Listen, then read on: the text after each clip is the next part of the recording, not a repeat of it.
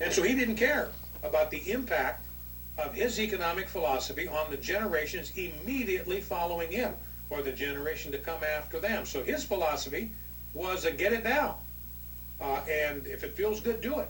He was a narcissist, he was a hedonist, and he was a homosexual.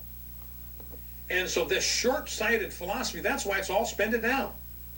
So it's all a big giant Ponzi scheme. That goes back to John Maynard Keynes, and he believed that because he was a homosexual.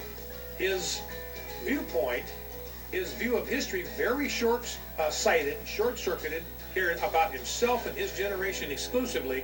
So homosexuality in the end is going to be responsible for the collapse of the Western economy.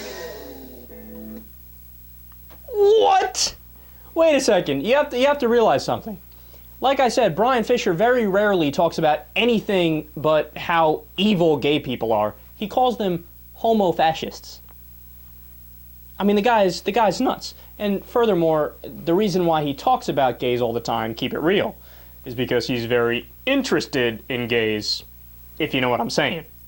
Well, this is the first clip in a while I've seen where the title was, oh, you know, he's talking about economics and the 2008 Great Recession, et cetera, et cetera. So you listen to it and all of a sudden, he diverts right back to homosexuality again. Wait, what is your theory? Okay, so John Maynard Keynes, an economist, he purposefully tried to destroy future generations and only care about his generation because he's a homosexual and he's not going to procreate, which is why he doesn't care about future generations.